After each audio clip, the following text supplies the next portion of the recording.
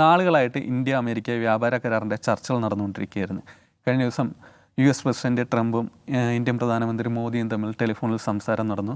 അതിന് പിന്നാലെ ട്രംപ് തൻ്റെ സാമൂഹ്യ മാധ്യമമായ ട്രൂത്ത് സോഷ്യലിലൂടെ ഇന്ത്യ US വ്യാപാര കരാറിന് ധാരണയായിരിക്കുന്നു എന്ന വിവരം അറിയിച്ചിരിക്കുകയാണ്. അതോടൊപ്പം തന്നെ ട്രംപ് കുറേ കാര്യങ്ങൾ അതിൽ പങ്കുവെക്കുന്നുണ്ട്. അതിൽ ഏറ്റവും പ്രധാനം ഇന്ത്യക്ക് നിലവിലുണ്ടായിരുന്ന തീരുവ 25% 18% കുറച്ചിട്ടുണ്ട്. അതോടൊപ്പം തന്നെ റഷ്യയിൽ നിന്ന് എണ്ണ വാങ്ങിയതിന് ഏർപ്പെടുത്തിയിരുന്ന പിഴത്തീരുവ അത് വെട്ടിച്ചുരുക്കി അത് ഇല്ലാതാക്കിയിട്ടുണ്ട്, അത് എടുത്തു കളഞ്ഞിട്ടുണ്ട്. മറ്റൊന്ന്, ഇന്ത്യ ഇനി റഷ്യയിൽ നിന്ന് എണ്ണ വാങ്ങുകയില്ലെന്നും അതോടൊപ്പം തന്നെ അമേരിക്ക, വെനസ്വേല എന്നിവയിൽ നിന്ന് എണ്ണ വാങ്ങുമെന്ന് കൂടിയിട്ട് ട്രംപ് ഇതിൻ്റെ അകത്ത് പറയുന്നുണ്ട്. ഇതിന് മറുപടി മോദി പങ്കുവെച്ചത് ഈ പിഴത്തീരുവ കുറച്ചതിനെ കുറിച്ചിട്ട് അല്ലെങ്കിൽ ഇത്തരമുള്ള കാര്യങ്ങൾ ട്രംപ് നല്ല നടപടിയാണെന്ന് പറയുന്നുണ്ട്. അതോടൊപ്പം തന്നെ ബാക്കിയുള്ള കാര്യങ്ങൾ അല്ലെങ്കിൽ ഈ കരാറോ അങ്ങനെയുള്ള കാര്യങ്ങളെക്കുറിച്ചൊന്നും അതിൻ്റെ അകത്ത് മോദി വിശദീകരിക്കുന്നില്ല. ഈ എക്സിലാണ് മോദി ഇത്തരം സന്ദേശം പങ്കുവെച്ച. ഇതിനെ ചൊല്ലി ഇന്ന് പാർലമെൻറ്റിലടക്കം വലിയ ബഹളങ്ങൾ നടന്നുകൊണ്ടിരിക്കുകയാണ്. ഒന്ന് പ്രധാനപ്പെട്ട കാര്യം, ഇന്ത്യയുടെ ഇത്തരത്തിലുള്ള ഒരു കരാറിനെ സംബന്ധിച്ചിട്ടുള്ള വിവരം അമേരിക്കയിൽ നിന്ന് അവരുടെ പ്രസിഡന്റ് പറഞ്ഞാണോ നമ്മൾ അറിയേണ്ടത് എന്നാണ്. മറ്റൊന്ന്, ഇന്ത്യയുടെ കാർഷിക മേഖലയെ മൊത്തത്തിൽ പ്രശ്നത്തിലാക്കുന്ന അല്ലെങ്കിൽ കാർഷിക മേഖല അമേരിക്കൻ വിപണിക്ക് തുറന്നു കൊടുക്കുന്നതിൻ്റെ ആഘാതം ഇവിടുത്തെ കർഷകർക്കുണ്ടാകുമെന്നുള്ള ഒരു ആശങ്ക വിവിധ പ്രതിപക്ഷ കക്ഷികളിൽ നിന്ന് ഉന്നയിക്കുന്നുണ്ട്. ഇതൊക്കെയാണ് നമ്മൾ അടുത്തായിട്ട് പരിശോധിക്കുന്നത്. അജിംസ്, ഇന്ത്യയും യൂറോപ്യൻ യൂണിയനും തമ്മിലുള്ള ഒരു വ്യാപാര കരാർ നമ്മൾ കണ്ടിരുന്നു കഴിഞ്ഞ ആഴ്ച ഉണ്ടായ. അതിന് പിന്നാലെ എപ്സ്റ്റീൻ ഫയൽസിൽ മോദിയുടെ പേര് ഉയർന്നു കേൾക്കുന്നു. ഇന്ന് രാഹുൽ ഗാന്ധി തന്നെ പറയുന്നു സമ്മർദ്ദം ചെലുത്തിയാണ് ഇത്തരം ഒരു കരാറിലേക്ക് അമേരിക്ക നീങ്ങിയത്. ഇത് അമേരിക്കയിൽ നിന്ന് തന്നെ അവർ തന്നെ പറഞ്ഞിട്ടാണ് അറിയുന്നത്. ഈ കരാറിൻ്റെ കൂടുതൽ കാര്യങ്ങളല്ലേ, അതിൽ എന്തൊക്കെയാണ് നടപടികളുള്ളത് എന്നുള്ള വ്യക്തത വരുത്തണമെന്ന് കൂടിയിട്ട് ആവശ്യപ്പെട്ടിട്ടുണ്ട്. എങ്ങനെയാണ് ഇതിനെ കാണുന്നത്? ഓപ്പറേഷൻ സിന്ധുവിനെ തുടർന്ന് ഇന്ത്യ പാക് യുദ്ധം അവസാനിപ്പിച്ചത് ആര് വഴിയാണ് നമ്മൾ അറിഞ്ഞത്? ട്രംപ് വഴിയാണ് അറിഞ്ഞത്. നമ്മുടെ രാജ്യം ഏർപ്പെട്ട ഒരു യുദ്ധത്തിൽ ആ യുദ്ധം അവസാനിപ്പിക്കുന്നത് നമ്മളെ അറിയുന്നത് അമേരിക്കൻ പ്രസിഡന്റ് പറഞ്ഞിട്ടാണ്. അപ്പോൾ ഇതിലും അങ്ങനെയാണ് സംഭവിക്കുന്നത്. ഇതും ഒരു തരത്തിലുള്ള തീരുവ യുദ്ധമാണല്ലോ. റഷ്യയിൽ നിന്ന് നമ്മൾ ഓയിൽ വാങ്ങുന്നു, നമുക്ക് വില കുറഞ്ഞ ഓയിൽ കിട്ടുന്നു. അത് ഇന്ത്യക്കാർക്ക് കിട്ടുന്നുണ്ടോ ഇല്ല എന്നുള്ളത് വേറെ കാര്യം. പക്ഷേ അപ്പോഴും നമ്മുടെ രാജ്യം ഓയിൽ വാങ്ങുന്നത് റഷ്യയിൽ നിന്നാണ്. വില കുറഞ്ഞ ഓയിലാണ് കിട്ടുന്നത്, വളരെ ഡിസ്കൗണ്ട് പ്രൈസിലാണ് നമുക്ക് കിട്ടുന്നത്. ഓക്കെ, അത് നിങ്ങൾ വാങ്ങരുത് എന്ന് അമേരിക്ക നമ്മളോട് പറയുന്നു. നമ്മളെന്ത് പറയുന്നു? ഞങ്ങൾക്ക് വലുത് ഞങ്ങളുടെ രാജ്യത്തിൻ്റെ ഊർജ്ജ സുരക്ഷയാണ്. യൂറോപ്യൻ യൂണിയൻ പലതരത്തിൽ റഷ്യയുമായി വ്യാപാര ബന്ധത്തിൽ ഏർപ്പെടുന്നു. അവർക്കാർക്കും ഇല്ലാത്ത പ്രശ്നം ഇന്ത്യക്ക് ഉണ്ട് എന്ന് പറഞ്ഞ് ഞങ്ങൾ അംഗീകരിക്കില്ല. വളരെ സ്ട്രോങ് ആയിട്ടുള്ളൊരു പൊളിറ്റിക്കൽ നിലപാടാണ് ഇന്ത്യ സ്വീകരിച്ച കാര്യത്തിൽ. അത് പറഞ്ഞു കഴിഞ്ഞപ്പോൾ നമ്മുടെ മേൽ പിഴ തീരുവയായി 50% താരിഫ് ചുമത്തി. അപ്പോൾ ഈ ട്രംപ് താരിഫ് കൊണ്ടുവരുന്നതിന് മുമ്പ് ഇന്ത്യ അമേരിക്കയുടെ മോസ്റ്റ് ഫേവേർഡ് നേഷൻ പൊസിഷനിലാണ്, MFN പദവിയിലാണ്. അതിനർത്ഥം ഇന്ത്യയിൽ നിന്നുള്ള ഉൽപ്പന്നങ്ങൾ കയറ്റുമതി ചെയ്യുമ്പോൾ അവിടെയുള്ള പരമാവധി തീരുവ എന്ന് പറയുന്നത് 10% താരിഫ്. അപ്പോൾ പരമാവധിയാണത്. അതായത് 1 ഡിജിറ്റിലാണ് ഇന്ത്യയിൽ നിന്നുള്ള എല്ലാ ഉൽപ്പന്നങ്ങളുടെയും താരിഫ് എന്ന് പറയുന്നത്. എന്നുവെച്ചാൽ വളരെ ചെറിയ താരിഫിലാണ്. അതിനർത്ഥം ഇന്ത്യയിൽ നിന്ന് ധാരാളം കയറ്റുമതി അമേരിക്കയിലുണ്ട്. അതുകൊണ്ട് തന്നെ ഇന്ത്യയിൽ നിന്ന് ഏറ്റവും കൂടുതൽ കയറ്റുമതിയുള്ള രാജ്യം അമേരിക്കയായി മാറുന്നത്. അപ്പോൾ ട്രംപിൻ്റെ പ്രശ്നം എന്താണ്? ഇന്ത്യയിൽ നിന്ന് ധാരാളം വസ്തുക്കൾ അമേരിക്കയിലേക്ക് കയറ്റുമതി ചെയ്യുന്നു, പക്ഷെ അമേരിക്കയിൽ നിന്ന് ഒരു സാധനവും ഇന്ത്യ വാങ്ങുന്നില്ല, ഇന്ത്യ ഇറക്കുമതി ചെയ്യുന്നില്ല. അപ്പോൾ ഈ ട്രേഡ് ഡെഫിസിറ്റ്, വ്യാപാര കമ്മി വലുതായി വരുന്നു. ഏതാണ്ട് ഇരട്ടിയിലധികമാണ്. അത് പറ്റില്ല എന്നാണ് ട്രംപിൻ്റെ വാശി. അപ്പോൾ ട്രംപിന് 2 ആവശ്യമുണ്ട്. ഒന്ന്, റഷ്യയിൽ നിന്ന് ഓയിൽ വാങ്ങരുത്. 2, ഈ വ്യാപാര കമ്മി നികത്തണം. അപ്പോൾ അതിന് ആ വ്യാപാര കമ്മി നികത്തണം എന്നുള്ളൊരു ആവശ്യം ന്യായമാണ്. അതിൽ നമുക്ക് എന്ത് ചെയ്യാം? ഇന്ത്യ US ട്രേഡ് ടോക്സ് നടക്കുന്നുണ്ടായിരുന്നു, കാലങ്ങളായിട്ട് നടക്കുന്നുണ്ട്. അത് സ്റ്റാളാവുന്നത്, അത് തടസ്സപ്പെടുന്നത് എവിടെയാണ്? അമേരിക്ക എക്കാലത്തും ആവശ്യപ്പെടുന്നത് അമേരിക്കയിൽ നിന്നുള്ള കാർഷിക ഉൽപ്പന്നങ്ങൾ, അഗ്രികൾച്ചർ പ്രൊഡക്ട്സ് ഇന്ത്യ ഇറക്കുമതി ചെയ്യണം. അഗ്രികൾച്ചർ പ്രൊഡക്ട്സ് എന്ന് പറയുമ്പോൾ അതിൽ ഏറ്റവും പ്രധാനം ഡയറിയാണ്. അപ്പോൾ ഈ ഡയറി പ്രൊഡക്ട്സിൻ്റെ കാര്യം പറഞ്ഞാൽ ഇന്ത്യ ഒരു വലിയ ക്ഷീരോത്പാദക രാജ്യമാണ്. ഇന്ത്യയിലെ കർഷകരുടെ ഏറ്റവും വളരെ പ്രധാനപ്പെട്ട നട്ടെല്ലെന്ന് പറയാവുന്ന വരുമാന മാർഗ്ഗമാണ് ക്ഷീരോത്പാദനം, പശു വളർത്തൽ. അമേരിക്കയിൽ നിന്ന് അമേരിക്ക തീരുവ കുറച്ച, ഇപ്പോൾ അതാണ് സംഭവിക്കാൻ പോകുന്നത്. ഇന്ത്യ തീരുവ കുറച്ച അമേരിക്കൻ ക്ഷീരോൽപ്പന്നങ്ങൾ ഇന്ത്യൻ വിപണിയിൽ വന്നു കഴിഞ്ഞാൽ ഇന്ത്യൻ കർഷകൻ കൂട്ടത്തോടെ ആത്മഹത്യ ചെയ്യേണ്ടി വരും. അതാണ് ഇനി വരാൻ പോകുന്നൊരു കാര്യം. അപ്പോൾ അങ്ങനെ സംഭവിക്കുന്നത് മാത്രമല്ല, ഇന്ത്യയുടെ വേറൊരു കൾച്ചറൽ പൊസിഷൻ കൂടി അതിലുണ്ട്. കാരണം അമേരിക്കയുടെ കാറ്റൽ ഫീഡ് എന്ന് പറഞ്ഞാൽ അത് പ്യുവർ നോൺ വെജിറ്റേറിയൻ അല്ല. അതിൻ്റെ കാരണം അതിൽ ബോൺ മീല്, ബ്ലഡ് മീലൊക്കെ ഉപയോഗിക്കുന്നുണ്ട്. അതായത് മാംസോൽപ്പന്നങ്ങൾ ഉപയോഗിച്ചുള്ള കാറ്റിൽ ഫീഡാണ് അമേരിക്കൻ പശുക്കൾ കൊടുക്കുന്നത്. പ്യുവർ വെജ് അല്ല. അപ്പോൾ നോൺ വെജ് ഫുഡ് കഴിക്കുന്ന പശുവിൻ്റെ പാല് ഇന്ത്യയിൽ വിൽക്കുക എന്ന് പറഞ്ഞാൽ വലിയ കൾച്ചറൽ പ്രശ്നമായി മാറും. ഇപ്പം തന്നെ മോദിയുടെ ഖബർ ഖുദേഗി എന്ന് മുദ്രാവാക്യം വിളിക്കുന്ന സവർണ്ണ സേനകൾ വീണ്ടും വരും. ആ പാല് ഇറക്കുമതി ചെയ്യാൻ പാടില്ല എന്ന് പറഞ്ഞാൽ പ്രശ്നം ഉണ്ടാകും. അത് ഒരു പ്രശ്നം. മറ്റൊന്ന്, ഈ കർഷകർക്ക് നേരിടാൻ പോകുന്ന വലിയ പ്രശ്നങ്ങൾ, ഇതിപ്പോൾ പാലുൽപ്പന്നങ്ങളുടെ കാര്യത്തിൽ മാത്രമല്ല, സോയാബീൻ, അതുപോലെ കോൺ, ഇങ്ങനെയുള്ള കുറേ അധികം അമേരിക്കയിൽ വ്യാവസായികമായി ഉൽപ്പാദിപ്പിക്കുന്ന കാർഷികോൽപ്പന്നങ്ങൾ, അവിടെ അഗ്രി ബിസിനസ് ആണല്ലോ, അത് മുഴുവൻ ഇങ്ങോട്ട് വരാൻ പോവുകയാണ്. അപ്പോൾ ഇത് ഉൽപ്പാദിപ്പിക്കുന്ന ഇന്ത്യൻ കർഷകരുടെ കാര്യം ഗുദാഗവയാണ്. മറ്റൊരു പ്രധാനപ്പെട്ട കാര്യം എണ്ണയാണ്. എണ്ണയുടെ വിഷയത്തിൽ റഷ്യയിൽ നിന്ന് ഓയിൽ നമ്മൾ ഇറക്കുമതി ചെയ്യുന്നു. ഇന്ത്യയിലെ അംബാനി, അതുപോലെ നയാര, ഇവരൊക്കെ അത് ക്രൂഡ് ഓയിൽ റിഫൈൻ ചെയ്ത് യൂറോപ്പിലേക്ക് തന്നെ കയറ്റുമതി ചെയ്ത് കാശുണ്ടാക്കുന്നു. ഇന്ത്യക്കാർക്ക് 10 പൈസയുടെ ഉപകാരമില്ലാതൊക്കെ ശരി. ഇനി അതിന് പകരമായി റഷ്യൻ ക്രൂഡ് ഓയിൽ വാങ്ങുന്നത് അവസാനിപ്പിക്കുമെന്ന് പ്രഖ്യാപിക്കുന്ന ആരാ? ട്രംപാണ്. അതേക്കുറിച്ച് ഒരക്ഷരം ഹർദീപ് സിംഗ് പുരിയോ പ്രധാനമന്ത്രി നരേന്ദ്രമോദിയോ പറയുന്നില്ല. യഥാർത്ഥത്തിൽ ജനങ്ങളോട് പറയേണ്ടത് എന്താണ്? നമ്മളിങ്ങനെ സമ്മർദ്ദത്തെ തുടർന്ന് അല്ലെങ്കിൽ വേറെ എന്തെങ്കിലും കാര്യം അമേരിക്കയെ പിണക്കാതിരിക്കാനോ നമ്മൾ റഷ്യൻ ഓയിൽ വാങ്ങുന്ന നിർത്തുന്നു എന്ന് പറയണ്ടേ? അതെന്താ പറയാത്തത്? ഇനി അമേരിക്കയുടെയും വെനസ്വേലയുടെയും ഓയിൽ വാങ്ങുക എന്ന് പറഞ്ഞാൽ മുമ്പേ തന്നെ നമുക്ക് ഡിസ്കൗണ്ട് പ്രൈസിൽ റഷ്യ ഓയിൽ തരുന്നുണ്ട്. അമേരിക്കയിൽ നമ്മൾ ഓയിൽ വാങ്ങാത്തത് എന്തുകൊണ്ടാണ്? ആ ഓയിൽ മോശമായതുകൊണ്ടല്ല. ഒന്ന്, അത്രയും ദൂരെ എന്നുള്ള ഷിപ്മെൻറ്റ് ചാർജ് കൂടുതലാണ്. 2, റഷ്യൻ ഓയിലിനേക്കാൾ വില കൂടുതലാണ്. മൂന്നാമത്തെ ഒരു കാര്യം, ഇന്ത്യൻ റിഫൈനറികൾ എന്ന് പറഞ്ഞാൽ പ്രധാനമായും ഇപ്പോൾ ഈ റഷ്യ ഉൽപ്പാദിപ്പിക്കുന്ന യുറാൽ ഗ്രേഡ് ഓയിൽ റിഫൈൻ ചെയ്യാനുള്ള സ്പെസിഫിക്കേഷനുള്ള റിഫൈനറികളാണ് ഇന്ത്യയിലുള്ളത്. അമേരിക്കയുടെ കുറേ കൂടി ലൈറ്റായിട്ടുള്ള ഓയിലാണ്, കട്ടി കുറഞ്ഞ ഓയിലാണ്. ആ ഓയിൽ റിഫൈൻ ചെയ്യാനുള്ള സ്പെസിഫിക്കേഷൻ ഇല്ല. ഇനി അത് ഇറക്കുമതി ചെയ്താൽ ഇവിടെ റിഫൈനറികൾ ആ സ്പെസിഫിക്കേഷൻ കൊണ്ടുവരേണ്ടി വരും.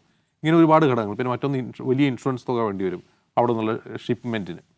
അപ്പോൾ ഇത്രയും നഷ്ടം സഹിച്ച് നമ്മൾ അമേരിക്കയിൽ നിന്ന് എന്തിനാണ് ഓയിൽ ഇറക്കുമതി ചെയ്യുന്നത്? അതായത് ഇപ്പോൾ ഒപെക് രാജ്യങ്ങളായ അറബ് കൺട്രീസിൽ, GCC കൺട്രീസിൽ നമ്മൾ ഇറക്കുമതി ചെയ്യുന്നുണ്ട്.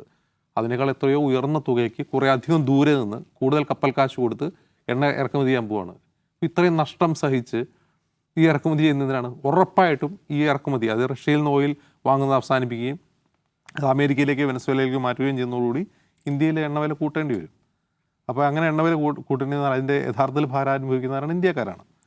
അപ്പോൾ ഇത്രയും പ്രശ്നങ്ങൾ, ഒന്ന് കർഷകരുടെ പ്രശ്നം, മറ്റൊന്ന് അമേരിക്കയിൽ നിന്ന് ഓയിൽ ഇറക്കുമതി ഉണ്ടാകുന്ന പ്രശ്നം, ഈ പ്രശ്നങ്ങളൊക്കെ അതൊക്കെ റിയൽ ഇഷ്യൂ ആണ്. കാരണം പതിറ്റാണ്ടുകളായി ഇന്ത്യ നെഗോഷിയേറ്റ് ചെയ്യാത്ത ഒരൊറ്റ, അതായത് കടുംപിടുത്തം പിടിച്ചു നിൽക്കുന്ന ഒരു കാര്യമാണ് കർഷകരുടെ പ്രശ്നങ്ങൾ. നമ്മൾ ഘാട്ട് കരാറിൽ ഒപ്പിട്ടതിന് ശേഷവും ഈ സ്വതന്ത്ര വ്യാപാര കരാറുകൾ, അമേരിക്കയുമായുള്ള സ്വതന്ത്ര വ്യാപാര കരാറുകൾ നമ്മൾ ശക്തമായ നിലപാട് സ്വീകരിക്കുന്നത് കാർഷികോൽപ്പന്നങ്ങളിലോട്ട് ഇറക്കുമതി ചെയ്തെന്നാണ്. ആസിയാൻ കരാർ ഒപ്പിട്ട കാലത്തെ ഇവിടുത്തെ പ്രതിഷേധം നമുക്കറിയാം. അപ്പോൾ ഇതിനെങ്ങനെ മറികടക്കും? അപ്പോൾ ഇതിന് മറുപടിയായി പറയുന്നത്, ഈ നമ്മൾ ശ്രദ്ധിക്കേണ്ട ഒരു കാര്യം, അമേരിക്കയുടെ ട്രഷറി സെക്രട്ടറി ഈ ട്രേഡ് ഡീല് ട്രംപ് പ്രഖ്യാപിച്ചതിന് തൊട്ടുടനെ പറഞ്ഞത് ഇത് വലിയ ചരിത്രപരമായ ഡീലാണ്. അതിന് കാരണമായി അവർ പറയുന്നത് അമേരിക്കൻ കർഷകരുടെ ദീർഘനാളായുള്ള ആവശ്യമാണ് ഇന്ത്യൻ വിപണി അമേരിക്കയ്ക്ക് തുറന്നു കിട്ടുക എന്നുള്ളത്. അപ്പോൾ യഥാർത്ഥത്തിൽ ആ ട്രേഡ് ഡീലിൻ്റെ പ്രധാന ഹൈലൈറ്റ് എന്താണെന്ന് അമേരിക്ക തന്നെ പറയുകയാണ്. എന്താണ്? കാർഷികോൽപ്പന്നങ്ങൾ ഇറക്കുമതി ചെയ്യുക എന്നുള്ളതാണ്. അത് ഇന്ത്യയിൽ ഉണ്ടാക്കാൻ പോകുന്ന രാഷ്ട്രീയവും സാമ്പത്തികവും സാമൂഹികവുമായ പ്രത്യാഘാതങ്ങൾ എന്താണെന്ന് കണ്ടറിയണം. അപ്പോൾ ഇത്രയും ഗൗരവമുള്ളൊരു വിഷയം ട്രംപ് പ്രഖ്യാപിച്ചിട്ട് ഇന്ന് പാർലമെൻറ്റ് നടന്നല്ലോ. പാർലമെൻറ്റിൽ ഇതേക്കുറിച്ച് എന്ത് ബ്രീഫിംഗ് ആണ് സർക്കാർ നടത്തിയത്? ഇത് ഇന്ത്യക്കാർ അറിയണ്ടേ? ഇത് ട്രംപ് പറഞ്ഞാണോ അറിയേണ്ടത് എന്നുള്ളതാണ് ഒരു പ്രധാനപ്പെട്ട ചോദ്യം. മറ്റൊന്ന്, സികേഷ് ചോദിച്ചതുപോലെ ഇത് ഏതെങ്കിലും തരത്തിലുള്ള സമ്മർദ്ദത്തിൻ്റെ ഫലമാണോ? എപ്സ്റ്റീൻ ഫയൽ പുറത്തുവിട്ടപ്പോൾ അതിൽ മോദിയുടെ പേര് വന്നുകൊണ്ടുള്ള സമ്മർദ്ദത്തിലാണ്, നമുക്കറിയില്ല. അങ്ങനെ ഏതെങ്കിലും സമ്മർദ്ദത്തിൽപ്പെടുന്ന ആളാണ് മോദിജി എന്ന് നമുക്ക് കരുതാൻ വയ്യ. പക്ഷേ ട്രംപിനെ അഭിസംബോധന ചെയ്യുന്നതിൽ, ട്രംപിനെ അഡ്രസ്സ് ചെയ്യുന്നതിൽ മോദി കഴിഞ്ഞ കുറേ നാളുകളായിട്ട് ചെയ്യുന്നത് എന്താണെന്ന് നമുക്കറിയാം. ട്രംപ് വരുന്ന ഉച്ചകോടിയിൽ അദ്ദേഹം പോവില്ല. അത് നിരന്തരം അവഹേളിക്കപ്പെടുന്നു. ഒരു രാജ്യം നിരന്തരം അവഹേളിക്കപ്പെടുന്നു അമേരിക്കയാൽ. ഒരു രാഷ്ട്രത്തലവൻ എന്ന നിലയിൽ മോദിജി ട്രംപിനാൽ അവഹേളിക്കപ്പെടുന്നു. ഈ അവഹേളനങ്ങൾ തുടരുന്നതിനിടയിലും അവരുടെ കക്ഷത്തിൽ കൊണ്ടുപോയി നമ്മുടെ തലവയ്ക്കുന്ന രീതിയിലുള്ള ട്രേഡ് ഡീലിൽ ഒപ്പിടുന്നു. ഇതിന് മറുപടി പറഞ്ഞു വെക്കൂ രാജ്യത്തോട്. പ്രതിപക്ഷം ഈ വിഷയം ഇന്ന് പാർലമെൻറ്റിൽ ഉന്നയിക്കുന്നുണ്ട്. അത് എത്ര നാൾ അവർക്ക് കൊണ്ടുപോകാൻ കഴിയുമെന്ന് അറിയില്ല. പക്ഷേ ഇന്ത്യയെ സംബന്ധിച്ച് ദുരവ്യാപകമായ പ്രത്യാഘാതം ഉണ്ടാക്കുന്ന ഒന്നായി മാറും ഈ വ്യാപാര കരാർ എന്നാണ് എനിക്ക് തോന്നുന്നത്. അതെ നിഷാദ്, ഇന്ത്യയുടെ അയൽ രാജ്യങ്ങളുമായിട്ട് നോക്കുമ്പോൾ ഏറ്റവും കുറഞ്ഞ തീരുവ അമേരിക്ക ഇന്ത്യക്കാണ് ഇപ്പോൾ 25% 18% അതിലൂടെ എന്തൊക്കെയായിരിക്കും ലക്ഷ്യമിടുന്നത്? സ്വാഭാവികമായിട്ട് ഈ അയൽ രാജ്യങ്ങളിൽ ചൈനയുണ്ട്, പാകിസ്ഥാനുണ്ട്, ബംഗ്ലാദേശുണ്ട്, മ്യാൻമാറുണ്ട്. എല്ലാം വെച്ച് നോക്കുമ്പോഴുള്ള ഏറ്റവും കുറഞ്ഞ തീരുവ ഇന്ത്യ, അതിൻ്റെ ഒരു മെച്ചം അമേരിക്ക എന്തായിരിക്കും കാണുക? അല്ല, അമേരിക്ക ഇന്ത്യക്ക് തീരുവ കുറയ്ക്കുന്നത് ഇന്ത്യയുമായിട്ടുള്ള ഡീൽ ഉണ്ടാക്കുകയാണ്. ഇന്ത്യയുമായിട്ടുള്ള ഈ തീരുവ യുദ്ധം അവസാനിപ്പിച്ച് ഒരു വ്യാപാര ഡീൽ ഉണ്ടാക്കി പ്രശ്നം പരിഹരിക്കുകയാണ് അമേരിക്ക. തീരുവ കുറച്ചു എന്ന് പറയരുത്. നമ്മൾ 10% മാക്സിമം തീരുവ ഉണ്ടായിരുന്നെന്നാണ് ട്രംപ് 50% 18% കുറയ്ക്കുന്നത്. യഥാർത്ഥത്തിൽ കൂട്ടുകയാണ് ചെയ്തത്. അതാ ഈ ചൈനയുടെ ഒക്കെ കാര്യത്തിൽ ഇവർ സ്വീകരിച്ചിട്ടുള്ള സമീപം അങ്ങനെയാണ്. പരമാവധി ചൈനയ്ക്ക് 135 വരെ കൊണ്ടുപോയല്ലോ, എന്നിട്ട് നേരെ തിരിച്ചുകൊണ്ട് 25 നിർത്തിയിരിക്കുന്നത്. അപ്പോൾ ആ നിലയ്ക്ക് നമുക്ക് പ്രഖ്യാപിച്ചിരുന്ന 25+25 18 കുറച്ചു. നേരത്തെ ഉണ്ടായിരുന്നതിനേക്കാളും എന്നാൽ മുകളിൽ നിൽക്കുകയാണ്. അപ്പോൾ ഇതൊരു കാര്യമുള്ളതെന്ന് ചോദിച്ചാൽ എന്തുകൊണ്ട് അമേരിക്ക കീഴ്പ്പെടും ചോദിച്ചാൽ അമേരിക്കയ്ക്കും കീഴ്പ്പെട്ടേ പറ്റൂ എന്ന അടിസ്ഥാന യാഥാർത്ഥ്യം അവിടെ ഉണ്ട്. അല്ലാതെ ഇന്ത്യയുമായിട്ട് മസൽ പിടിച്ചിട്ട് എത്ര കാലം അമേരിക്കയ്ക്ക് മുന്നോട്ട് പോകാൻ പറ്റും? ഇന്ത്യയുമായിട്ട് സർവ്വതാ എല്ലാ നിലയ്ക്കുമുള്ള എന്താ പറയുന്നത് ബന്ധം മുറിക്കാൻ അമേരിക്കയ്ക്ക് പറ്റുമോ? ഇല്ല.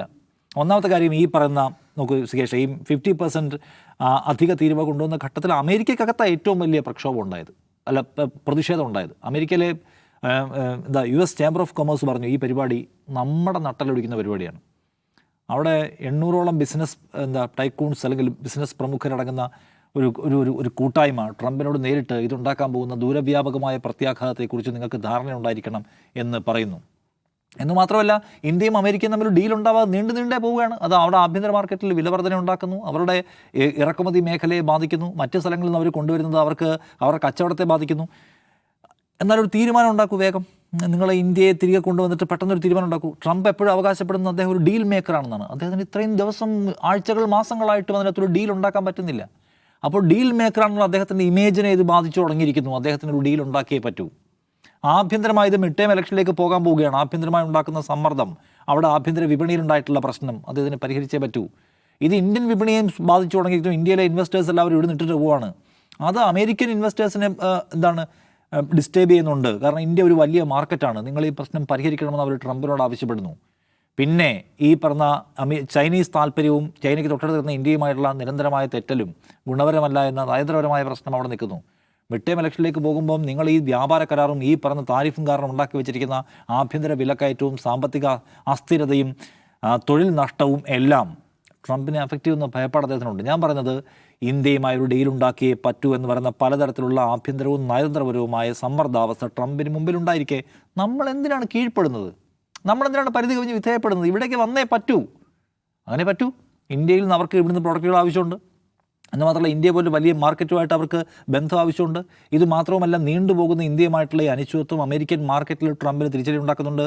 അമേരിക്കൻ ഇലക്ട്രൽ പൊളിറ്റിക്സിൽ പോലും അദ്ദേഹത്തിന് വലിയ അനിശ്ചിതാവസ്ഥ ഉണ്ടാക്കുന്നുണ്ട്.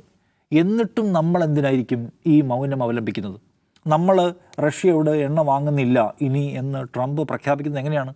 റഷ്യയിൽ നിന്ന് എണ്ണ വാങ്ങിക്കുക എന്നുള്ളതാണ് ഇപ്പോൾ രാജ്യ താല്പര്യം. കാരണം ഇന്ന് ഏറ്റവും കുറഞ്ഞ വിലയ്ക്ക് ഇന്ത്യക്ക് എണ്ണ കിട്ടുന്നത് എവിടെ നിന്നാണ്? റഷ്യയിൽ നിന്നാണ്. കാരണം റഷ്യ ഈ പറയുന്ന യുക്രൈൻ യുദ്ധവുമായി ബന്ധപ്പെട്ട ഉപരോധത്തിലാണ്. കുറഞ്ഞ പൈസയ്ക്ക് വിറ്റേ പറ്റൂ, നമ്മൾ കുറഞ്ഞ പൈസയ്ക്ക് മേടിച്ചുകൊണ്ടിരിക്കുകയാണ്. അപ്പോൾ രാജ്യത്തിൻ്റെ ഉയർന്ന ഊർജ്ജ താല്പര്യം എന്ന് പറയുന്ന സംഗതി ബലി കഴിക്കപ്പെടുന്നതിനെക്കുറിച്ച് മോദിക്ക് വല്ലതും പറയാനുണ്ടാകുമോ? എന്താണ് അദ്ദേഹം പറയുക? ഇപ്പോൾ ഒരു കാര്യം ശരിയാണ്, ഞങ്ങൾ റഷ്യയിൽ നിന്ന് എണ്ണ വാങ്ങുന്നത് നിർത്തി, ഞങ്ങൾ അമേരിക്കയുമായിട്ടുള്ള ബന്ധം പുനഃസ്ഥാപിച്ചു എന്നൊന്നും പബ്ലിക്കായി പ്രസംഗിക്കാൻ പറ്റില്ല അദ്ദേഹത്തിന്. കാരണം അത് റഷ്യയായിട്ടുള്ള ബന്ധത്തെ വിളിക്കുന്നത്. എത്രയോ ദീർഘകാലമായി പ്രതിരോധ കരാറുകളും പലതരത്തിലുള്ള ബന്ധത്താലും ഒരു സുദൃഢമായിട്ടുള്ള അടുപ്പമാണ് റഷ്യയുമായിട്ടുള്ളത്. അതുകൊണ്ട് ഞങ്ങൾ എണ്ണ വാങ്ങിക്കുന്നത് അവിടെ നിന്ന് കൂടെ നിർത്തുകയാണെന്ന് ഒറ്റയടിക്ക് പ്രഖ്യാപിക്കാനൊന്നും പറ്റില്ല. പക്ഷേ നമ്മുടെ രാജ്യം ചെയ്യുന്നത് എന്താണ്, പറയേണ്ടത് എന്താണ് എന്നൊക്കെയുള്ള കാര്യമൊക്കെ ട്രംപ് തീരുമാനിക്കുക എന്ന പ്രശ്നമുണ്ട്. ട്രംപ് പ്രഖ്യാപിക്കുന്ന പ്രശ്നമുണ്ട്. ഡീലായ കാര്യം ട്രംപ് പറയുന്നു, യുദ്ധം നിർത്തുന്ന കാര്യം ട്രംപ് പറയുന്നു, എല്ലാം ട്രംപ് പ്രഖ്യാപിക്കുകയാണ്. എന്ന് മാത്രമല്ല, രാജ്യത്തിൻ്റെ അന്തസ് എന്ന് പറഞ്ഞൊരു കാര്യമുണ്ടല്ലോ, പ്രധാനമന്ത്രി എന്ന് പറയുന്ന ആളുടെ അന്തസ്. എന്നെ സന്തോഷിപ്പിക്കണമെന്ന് നിങ്ങളുടെ പ്രധാനമന്ത്രിക്ക് അറിയാമെന്ന് ഇന്ത്യക്കാരോട് പറഞ്ഞാൽ നമ്മളെന്താ മനസ്സിലാക്കേണ്ടത്?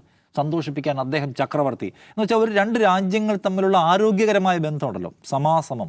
നിങ്ങളൊരു പരമാധികാര രാഷ്ട്രം, നമ്മളും പരമാധികാര രാഷ്ട്രം. ആ ഒരു വില നമുക്കുണ്ടായിരുന്നു. ഇപ്പോൾ ആ വിലയില്ല. നിങ്ങളുടെ പ്രധാനമന്ത്രിക്ക് എന്നെ സന്തോഷിപ്പിക്കണമെന്ന് അറിയാമെന്ന് വെച്ചാൽ നിങ്ങളെ അങ്ങനെ ഞങ്ങളുടെ കൂട്ടത്തിൽ കൂട്ടാൻ കഴിയുന്ന, ഒരുമിച്ചൊരു ട്രാക്കിലോടാൻ കഴിയുന്ന രാജ്യമായിട്ട് പരിഗണിക്കുന്നില്ല. ഏതോ ഒരു രാജ്യം ഞങ്ങളെ സന്തോഷിപ്പിച്ചാൽ മാത്രം അതിജീവിക്കാൻ കഴിയുന്ന രാജ്യം എന്നൊക്കെ പറയുമ്പോൾ പോലും റെട്ടറിക്കുകൾ കൊണ്ട് അമ്മാനമാടുന്ന ഇന്ത്യയുടെ പ്രധാനമന്ത്രിക്ക് അതേക്കുറിച്ചൊരു മറുപടി പറയാനില്ല. അദ്ദേഹം വലിയ വാക്ക് പറയുന്ന ആളാണല്ലോ. അദ്ദേഹത്തിന് കോൺഗ്രസിനെ അപമാനിക്കാൻ, രാഹുൽ ഗാന്ധിയെ അപമാനിക്കാൻ, തൊട്ടടുത്തുള്ള പല രാജ്യങ്ങളെക്കുറിച്ചുമുള്ള കാര്യങ്ങൾ പറയുമ്പോൾ കടുത്ത പ്രയോഗങ്ങൾ നടത്താൻ, ഇലക്ഷൻ സമയത്ത് വെറുപ്പ് പ്രസംഗിക്കാനൊക്കെ ഭയങ്കരമായിട്ടുള്ള വൈഭവമുള്ള ഒരു നേതാവിന് ഇന്ത്യയുടെ പരമാധികാരത്തെ, ഇന്ത്യയുടെ പരമവൈഭവത്തെ, ഇന്ത്യയുടെ ലോക ഗുരുസ്ഥാനത്തെ ആക്ഷേപിക്കുന്ന ട്രംപിനെ കുറിച്ച് ഒരക്ഷരം പറയാനില്ല. എന്തായിരിക്കും കാരണം? എന്തായിരിക്കും? അവസാനം നമ്മൾ എപ്സ്റ്റീൻ ഫയൽസിൻ്റെ കാര്യം കേൾക്കുന്നുണ്ട്. അതിനു മുമ്പ് അദ്ദേഹത്തിൻ്റെ സുഹൃത്ത് അദാനി അവിടെ പോയി ഉണ്ടാക്കിയിട്ടുള്ള കേസും കൂട്ടവും നമുക്കറിയാവുന്ന കാര്യമാണ്. ആ കേസും കൂട്ടത്തിൽ ട്രംപ് മുറുക്കെ പിടിച്ചാൽ അദാനി അകത്തായി പോകും എന്ന് അദ്ദേഹത്തിന്, അല്ലെ അദാനിയുടെ കച്ചവടം പൂട്ടി പോകുന്നതിന് പേടിയുണ്ടോ? അതുകൊണ്ടായിരിക്കുമോ കാരണം? അതോ അതിനപ്പുറം അദ്ദേഹത്തിൻ്റെ നയതന്ത്ര രംഗത്തെ, വിദേശകാര്യ രംഗത്തെ എഫിഷ്യൻസി ഇഷ്യൂ ആണോ ഇതിനെയൊക്കെ സ്വാധീനിച്ചിട്ടുള്ള ഘടകം എന്ന ചോദ്യം അവിടെയുണ്ട്. എന്തായാലും നമ്മൾ ഒരു ഡീലിൽ ഏർപ്പെട്ടു വന്ന് ട്രംപ് ഇപ്പോൾ പറയുന്നു. ആ ഡീൽ പൂർണ്ണമായും നമ്മളിപ്പം $500 ബില്യൺ സംഗതികൾ ഇങ്ങോട്ടേക്ക് സീറോ നികുതിയിൽ ഇറക്കുമതി ചെയ്യാൻ പോവാണ്. സീറോ ആലോചിക്കണം. വൻതോതിൽ അവിടെ നിന്ന് സംഗതികൾ ഇങ്ങോട്ട് വരാൻ പോവുകയാണ്. ഇവിടുത്തെ കച്ചവടക്കാരെ സംബന്ധിച്ച് നെഞ്ചിടിപ്പുണ്ടാക്കുന്ന ഒരു കാര്യമാണ്. നമ്മുടെ ലോക്കൽ പ്രൊഡ്യൂസേഴ്സിനെ, പ്രൊഡക്ഷനെ ബാധിക്കാൻ പോകുന്ന ഒരു തീരുമാനത്തിൽ നമ്മൾ ഒപ്പിട്ട് കൊടുത്തിരിക്കുന്നു.